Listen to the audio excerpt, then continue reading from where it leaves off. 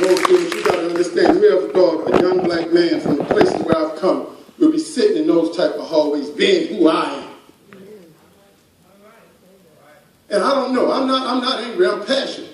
And the thing is, the real question is, Martin Luther King said, at the end of the day, it's not the words of our enemies we shall remember, but the silence of our friends. If I am angry, the question is, why are you not? You look at the situation of our children, of our communities, of our schools, of our families. It's like everybody should be mad. It's like everybody should be angry. It's like everybody should be marching through the street. But I ain't angry.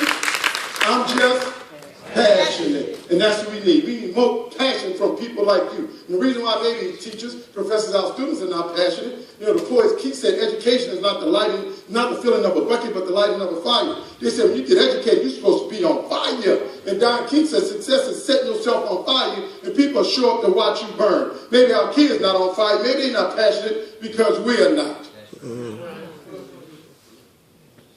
See, James Baldwin said a passion is unfriendly. He said a passion is angry. He said a passion is contemptuous of all which is not itself. But more importantly, he said a passion contains a challenge and it contains an unspeakable hope. So everywhere now I go around the world, and I got to do with anything, with people that got to do with students, that got to do with things like environmental justice in the community, I promise you I will challenge you. But I refuse to leave you with an unspeakable hope. And we done messed that thing called hope up. We done messed it up. Somebody ran for president talking about hope. Now everybody mad at hope, like hope a four-letter word. Hope ain't do nothing to you. Hope is the thing that took us from where we were. Hope is the reason why we are where we are. And hope is the only thing that can get us to where we need to be. I'm talking about hope. I got a friend named Dr. True, and Dr. True said, Mackie, when you lose money, you lose a little. He said, when you lose a friend, you lose a lot. He said, when you lose hope, you've lost it all. And when I go around this country, look in the eyes of many of our children, look like they've lost it all. But we're here today, Dr. Wright, to return hope to the eyes, the hearts, and the souls, and the minds of our children. If that's not a part of your agenda, that's not a part of your modus operandi, if that ain't in your syllabus, then you ain't doing nothing. They ain't got to clap.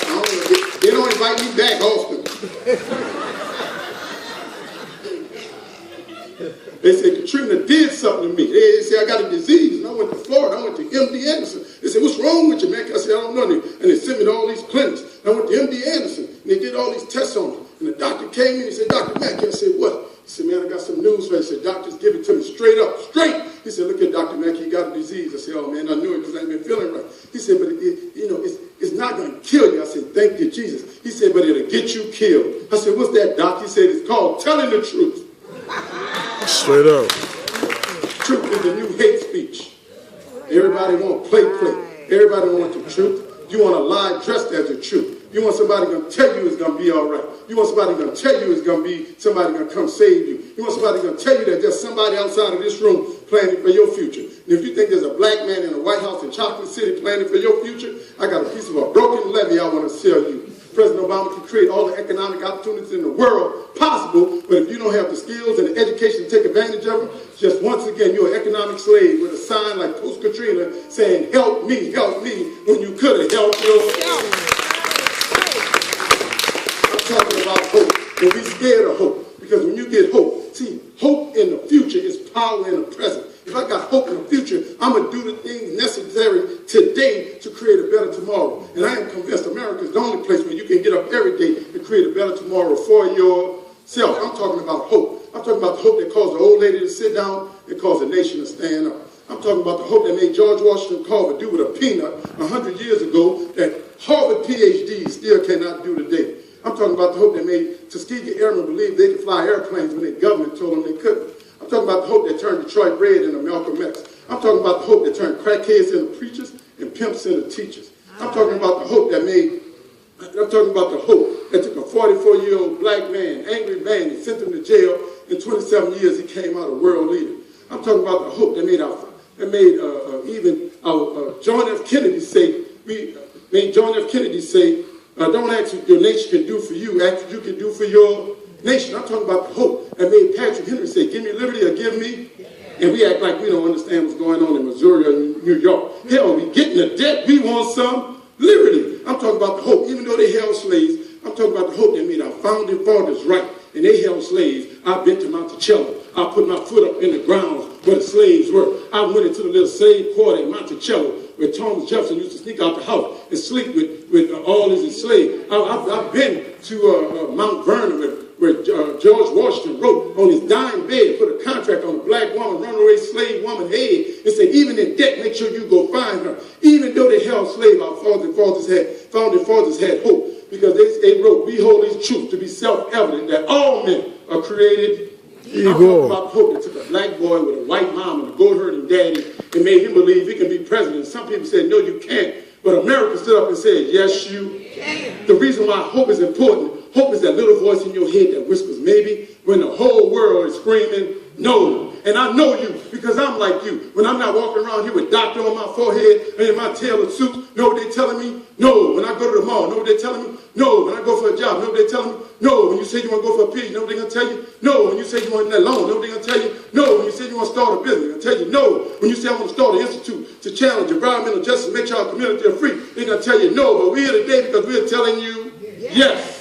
And when you believe that, there's not a man, a woman, a government that can stand between you and what God has put you on this earth to do. Some of y'all looking at me like I don't know what I'm talking about. I've seen your kind before. Been there, done that. See, I used to be a professor at Tulane University. I was a professor at Tulane University for 12 years. The first and only African-American ever tenured in the history of the College of Engineering at Tulane University. Now that's gangster. I used to go to work every day. Listening to Tupac, Me Against the World. I used to leave every day bandit listening to Biggie, Who Shot You? Because it was a battle. And you get out of America what you take out of America. And you think all this stuff you're doing, somebody can just let you walk in their lab. You think the companies that you're challenging just going to stand up and let you freely challenge them. You don't think they're going to be mountains and hurdles that you're going to have to overcome. You think this thing called environmental justice is just something that you just lolly-dolly in and nobody going to punch you in your gut. And you don't understand this thing called hope.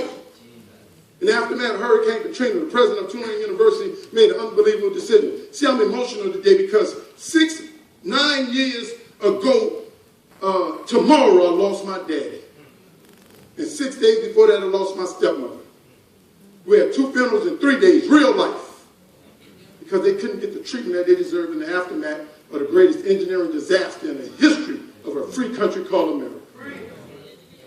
In the aftermath of Hurricane Katrina, my family lost 29 houses. At the 1-year anniversary of Hurricane Katrina, we had 45,000 kids showing signs of post-traumatic stress disorder, and ain't you not $1 had been allocated for their treatment. And at that point, I made the decision. I said, never again. Never again. Any kid I get in front of, any kid I can reach, never again shall our children end up on a street corner on a roof, waiting and asking the government, another man, another woman to do for them what they otherwise could do for themselves. We got to get some dirt beneath our feet, some wind behind our back, and get the education we need in our head so that we can take care of our work. That's what this thing called education is all about. And my stepmother and my dad both died from cancer. And the other day I was at a conference this week called Life Journey. I took some people, these social and innovator investors from all over the world, and I put them in a car. And Dr. Wright, I took them over on Earhart. And I showed them that Superfund site where I grew up at.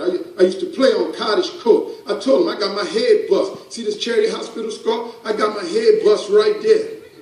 And they was laughing. I said, but I lost my mom in 1994 at the tender age of 51 from breast cancer. I said, my great-great-grandfather was a slave and he died at 88. My grandfather was the son of a slave and a sharecropper, but he died at 80.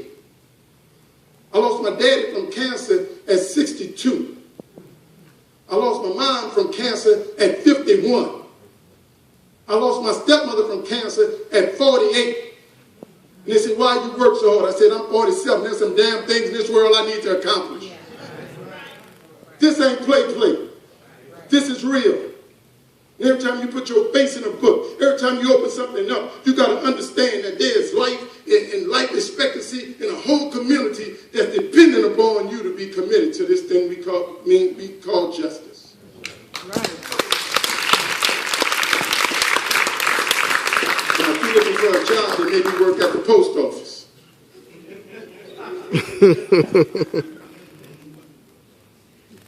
If you're looking at something that can transform people's lives and babies younger than born, this is the space you're supposed to be in. See, the problem with watching TV is that all of us want to watch empire, but we don't get up every day and build our own empire. We won't watch this fictitious stuff and play while the rest of the world building things to kill you. Putting chemicals in your water, chemicals in your food, chemicals in your community, building schools on top of Superfund site where they wouldn't send their kids. And you worrying about your cars and your suits and your hair. After that Hurricane Katrina, the president of Tulane University made an unbelievable decision to show you where we are in the world. The president of Tulane University getting awards for leadership. And his decision was, in the aftermath of Hurricane Katrina, was to keep the football team and eliminate the engineering program. So I lost a six-figure job overnight.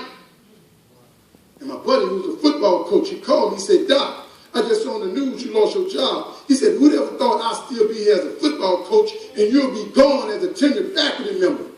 I said, "Young brother, nah, man, it's all right." He said, "No, Doc, something wrong with that." I said, "Yeah, something wrong with that." I said, "Maybe the young men got it right." He said, "What you mean?" I said, "Maybe I should have been doing wind sprints when I was studying calculus." Because the message that the president of Tulane University sent to the children of New Orleans is the message that big universities are sending to black and brown kids every day, especially during the month of March, called March Mackie. And that message is you can come to this university and run that rock, dunk that pill, stop and drop it like it's hot and entertain us, but don't you think about coming to this university and getting a science, technology, and engineering, a mathematics degree, and saving yourself and your community from the next natural disaster. I said it, I meant it, and I'm here to represent it. Isn't it funny, higher education has almost become like hospitals with doctors that don't want sick patients? And big universities will go to West Virginia and go in a cave and find a brother that's strong as a bull or can hop as much like a rabbit. And they talk to the brother. He barely can get words out. And they convince themselves that they can educate him. And then they bring him to the university and give him his own special diet, give him a learning community, put resources around him. And guess what, Angel? Eventually, he graduates. But when our kids who want to study environmental justice, when our kids who want to study engineering, who's not that strong and not that fast, can't jump that high, when they say, "Can I come to your institution?" you know